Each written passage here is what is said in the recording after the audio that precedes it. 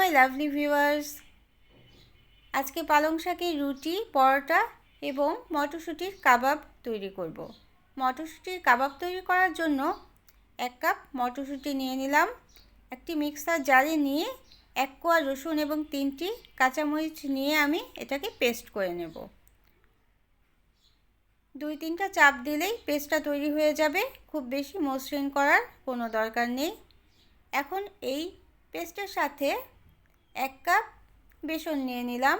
বেসনের পরিবর্তে আটা অথবা চালের গুঁড়াও নেওয়া যেতে পারে, তবে বেসনটা নিলে খুব ভালো স্বাদ হয় এবং মচমচেও হয় কাবাবটা।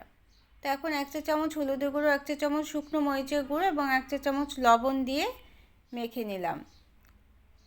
আর পুদিনার পাতা কুচি দিয়ে দেব, এর পরিবর্তে ধনে পাতা কুচিও দেওয়া যেতে পারে। এখন ছোট ছোট বলের আকারে শেপ করে বানিয়ে নেব। 3-4টা কাঁচামরিচের কুচিও দিয়ে দিলাম। এই কাবাবটা ঝাল ঝাল খেতে খুব বেশি ভালো লাগে, এজন্য মরিচের পরিমাণ একটু বেশিই দিয়েছি। এখন ছোট বলের আকারে শেপ করে বানিয়ে নিলাম এবং প্যানে তেল গরম করে ভেজে নেব। তো আমার রেসিপিগুলি যদি ভালো লাগে তাহলে আমার চ্যানেলটাকে সাবস্ক্রাইব করে দিতে পারেন, আর যারা অলরেডি এই কাজটি করেছেন তাদের জন্য অসংখ্য ধন্যবাদ।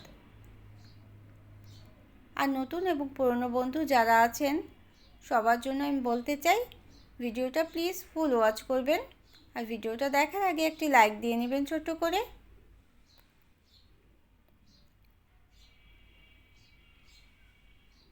তো এভাবে এক পিঠ ভালোভাবে ভাজা হলে আমি অপর পিঠ উল্টে পাল্টে সময় নিয়ে ভেজে নিতে হবে এই কাবাবটা।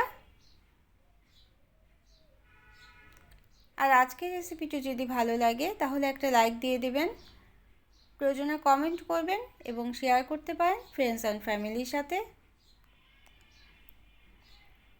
তো আমাদের কাবাবটা তৈরি শেষ। বিকালের নাস্তায় বাচ্চারাও এই কাবাবটা খুব মজা করেই খেয়ে নেবে। তাছাড়া খিচুড়ি বা গরম ভাতের সাথেও এই কাবাবটা অনেক বেশি খেতে ভালো লাগে।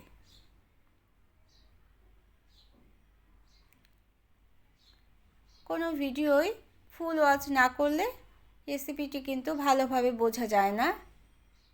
আর আমি যাদের ভিডিও দেখি, আমার নতুন এবং পুরনো সাবস্ক্রাইবারদের বলছি, সবার ভিডিওই আমি খুব সুন্দর করে ফুল ওয়াচ করে দেখে নেই। প্লিজ আমার ভিডিওগুলো ফুল ওয়াচ করে দেখে নেবেন। এভাবে আমরা কাবাবটা তৈরি করে নিলাম। এখন পালং শাকের রুটি পরোটা তৈরি করব। এজন্য একটি বাটিতে আমি 3 কাপ আটা নিয়ে নিচ্ছি। আধা চা চামচ লবণ দিয়ে এবং 1 টেবিল চামচ তেল দিয়ে প্রথমে শুকনো উপকরণগুলো মেখে রেখে দেব। তারপর পালং শাকের একটা পেস্ট তৈরি করে নিয়েছি। শুকনো উপকরণটা মিশিয়ে নিলাম। এই পালং শাকের পেস্টটা আমি সামান্য পানি দিয়ে গ্রাইন্ডার জারে পাতা দিয়ে পেস্টটা তৈরি করে নিয়েছি। এরকম কনসিস্টেন্সি হবে। এখন অল্প অল্প করে এই আটার মধ্যে এটা দিয়ে খামিরটা তৈরি করে নিতে হবে। এখানে পানি দেওয়ার কোনোই দরকার নেই। 1 কাপ পালং শাকের পাতার এই পেস্টটা দিয়েই এই ডোটা তৈরি করে নেওয়া যাবে। যেভাবে আমরা ডো তৈরি করি ঠিক সেভাবে। প্রয়োজন হলে আর 1 চা চামচ তেল দেওয়া নেওয়া যেতে পারে। এভাবে অনেকটা সময় নিয়ে মথে মথে এই ডোটা তৈরি করে নিতে হবে। ডো তৈরি যত ভালো হবে, রুটি এবং পরোটা ততটাই নরম হবে এবং অনেকক্ষণ পর্যন্ত নরম থাকবে, শক্ত হয়ে যাবে না।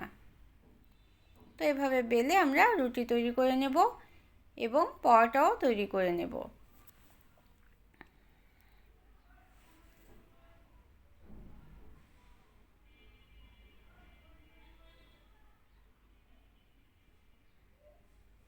তো এভাবে রুটি পরোটা বানিয়ে নিতে পারেন।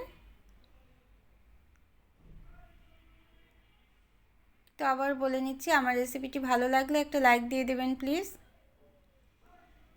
লাইক দিলে পরবর্তী আরও রেসিপি বানানোর জন্য অনেকটাই উৎসাহ পাই। আর এরকম আরও নিত্য নতুন রেসিপি পাওয়ার জন্য আমার চ্যানেলটাকে সাবস্ক্রাইব করে আমার পাশে থাকতে পারেন।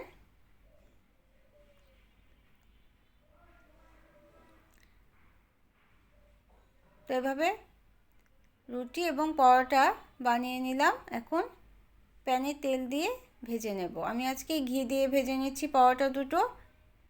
আপনারা চাইলে রেগুলার কুকিং অয়েল দিয়েও ভেজে নিতে পারেন। পরোটা প্যানে তেল দিয়ে, প্রথমে তেল দেওয়া যাবে না, প্রথমে পরোটাটা আগে ভেজে নিতে হবে। এভাবে চাপ দিয়ে সময় নিয়ে ভেজে নিয়ে তারপর অর্ধেক ভাজা হলে বা 80% ভাজা হলে তারপর ঘি দিয়ে দিচ্ছি। আমি 1 চা চামচ ঘি দিয়ে দুই পাশে উল্টে ভেজে নেব। যখন অনেকটা লাল রঙের হবে তখনই আমাদের ভাজা হবে।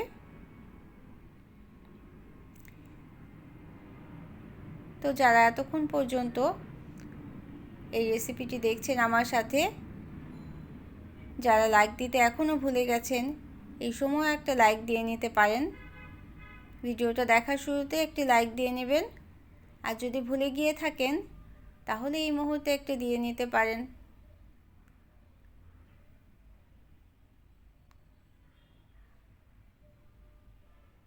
তার নতুন যারা আমার আজকে এই রেসিপিটি দেখছেন তারা আমার চ্যানেলটাকে সাবস্ক্রাইব করে দিতে পারেন।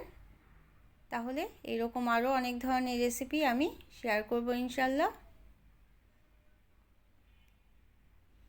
তো এইভাবে চাপ দিয়ে পরোটাটা ভেজে নামিয়ে নিচ্ছি।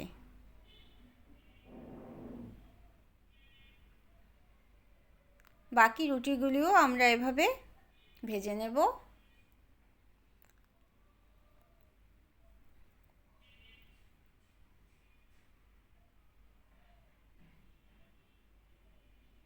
তো সবাইকে অসংখ্য ধন্যবাদ জানিয়ে আমার আজকের রেসিপি দুইটি দেখানো শেষ করছি। আশা করছি সবার জন্য ভালো লাগবে। এভাবে বিকালের নাস্তায়, সকালের নাস্তায় এই রুটি পরোটা অনেকটাই ভালো লাগবে। সবাইকে অসংখ্য ধন্যবাদ। ছিঁড়ে দেখিয়ে দিচ্ছি, অনেকটাই নরম হয়েছে এই পরোটা। সবাইকে অসংখ্য ধন্যবাদ। সবার ভালো থাকবেন, আমাদের জন্য দোয়া করবেন।